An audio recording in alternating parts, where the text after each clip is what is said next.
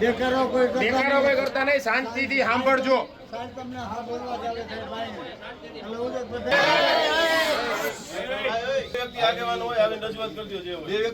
અસાનધારાની procedure છે એ 100% follow કરવામાં આવશે. તમને જે આજુબાજુ વાળા રહીશો હોય જ્યારે અસાનધારા માટે અમે નિવેદન લેવા આવી તો લખાઈ દેજો, અમને વાંધો છે એટલે અમે એ રીતની કાર્યવાહી કરશું. બરોબર, કાયદા વિરુદ્ધની કોઈ કાર્યવાહી નહીં થાય. કાયદેસરની જે કાર્યવાહી હશે એની માટે હું તમને શ્યોરિટી આપું છું. બરોબર, વેચવું કોઈની મજબૂરી હશે કે જે થાય હોય એમાં અમને કોઈ પ્રોબ્લેમ નથી. હવે એને જે વ્યક્તિને વેચ્યું એનું નામ છે નિકુલ, એની સરનેમ કોઈ ખ્યાલ છે? સંતોષ પાન ની દુકાન છે.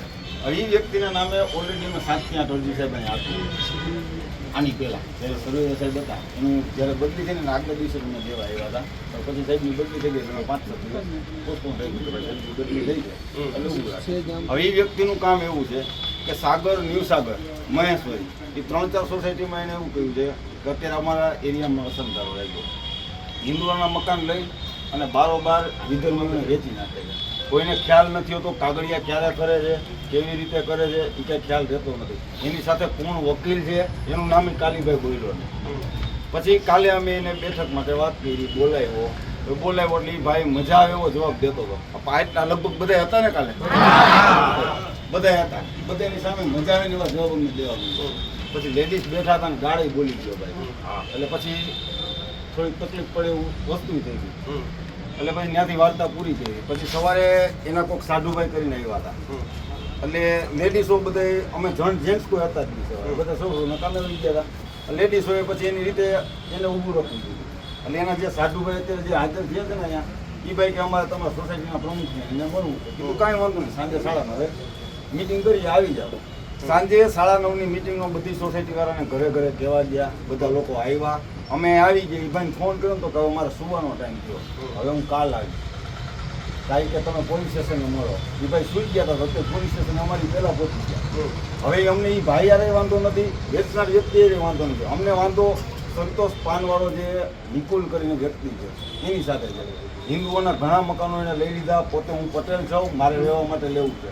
એવી રીતના કરીને હાલની તકે ન્યૂ કેદારનાથ સોસાયટીમાં 4 મકાન બોલે છે. સાંભળો ભાઈ, પોલીસ તરફથી તમને એટલી ઓલી આપી છે બાંહેધરી, અસાનધારાનું ભંગ થતું એક પણ કામ નહીં થવા દે અમે. બરોબર છે, કાયદેસરની કાર્યવાહી હશે, કાયદા વિરુદ્ધની કોઈ કાર્યવાહી નહીં થાય.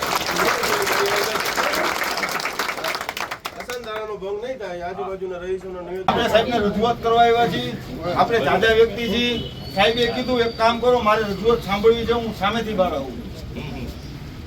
સાહેબ આપને સાંભળવા માટે જ બહાર આવ્યા છે, એટલે 2 મિનિટ ખાલી સાંભળો. હવે સાહેબ અમારે ન્યૂ કેદારનાથ રોડ નો અમારે રોડ ઉપરથી બધા સામે આવી જાવ. મારે તો થોડાક જૂનું જે થઈ ગયું મૂકો. હવે જે કાંઈ કાયદા વિરુદ્ધ કાંઈ નહીં થાય. બરોબર મારી જો નાના માણસ એને બહુ તકલીફ પડે. બધા કોઈ નાના માણસનો દીકરો છું મારી, બધા નાના માણસ હોય. એટલે હવે હું તમને શું કહું છું, જૂનું જે થઈ ગયું એ મૂકો. હવે કાયદા વિરુદ્ધનું કાંઈ નહીં થાય. બરોબર, એવું તમને ગેરંટી આપું. બરોબર, જિંદગીમાં મકાન એક જ વખત થાય, પણ તોડ મહેનત ખબર છે મારી, હું ખેડૂતનો દીકરો છું, મને ખબર છે. કાયદા વિરુદ્ધનું કાંઈ નહીં થાય, કાયદા વિરુદ્ધનું કાંઈ નહીં થાય, તમને ગેરંટી આપું. બસ સાહેબ દીધું ને ખ્યાલ જ નથી કોઈ પણ ખબર જ પડવા દે. અને એ સાહેબ અત્યારે એવું કહે છે કે હું તમને લખાણ કરી દઉં છું કે હું નહીં વેચું, કે હું પોતે જ રહીશ. એ સાહેબ માન્ય ન રાખતા, કેમ કે એવી રીતના કરીને સાગર કાગળિયા જો કાગળિયા હાથ ગલીમાં કોઈ નહીં કમાણે. એક જણા ખાલી આગળ બધી ડિટેલ જેની પાસે હોય ને એ મને ખાલી નામ ને નંબર લખાઈ દેજો. કાલે હું બેંકથી બોલાવીને મને બધી ડિટેલ આપો. અત્યારે 2 જણા ખાલી અંદર આવો, એટલે જેટલા આવા કહેવાય એ ડિટેલ આપો મને. એ ભાઈ અને ઈ બેન હાજર જ છે. અમારી જે અગાઉ જે આવા મકાન વેચાયેલા હોય ને આ રીતે એની જેટલા ભાઈ બધી ડિટેલ હોય ને એવા ગમે બે વ્યક્તિ જેને બધી ખબર હોય ને એ આવો મારી કાલે આપજો કાલે અત્યારે બે જણાના નામ નંબર લખાઈ દો કાલે બધી ડિટેલ લઈને વિગતવારની જેની પાસે હોય ને તમે બે જણ આવજો બધે નવા જરૂર બધું લખવું હોય તો પોતે કાલ સાંજે ચક્કર મારી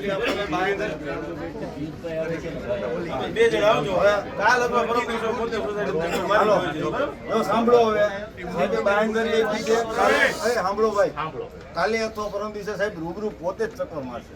સાહેબનું કહેવું એવું છે કે અસંધારણનો ભંગ કરતો કોઈ પણ વ્યક્તિ છે કદાચ હું હોઈશ તો મારી વિરુદ્ધ કાર્યવાહી કરવી જોઈએ. દર્શનદારોનું ભંગ જો કોઈ તમે નહીં. report કરશો બરાબર એને જેટલા મકાન વેચ્યા છે આપણે બીજે સાહેબ અમે એક એવી પ્રાયોરિટી આપી છે કે બીજાની સોસાયટીનું તો હવે અમારે નથી ઉખડવું નકર એમાં છે ને બહુ જાજુ ઉખડે છે એટલે અમે અમારી તમારી સોસાયટી society નું જે અમારી હોય સોસાયટી બે છે એનું કરીએ. ઓલરેડી અમે છેલ્લા 4 દિવસમાં એના 3 સોદા તો અટકાવી દીધા છે. બાકી અત્યારે 2-3 સોદા થઈ ગયા છે એનું તમને મને ડિટેલ આપી દો બધી બરાબર આપણે એક્શન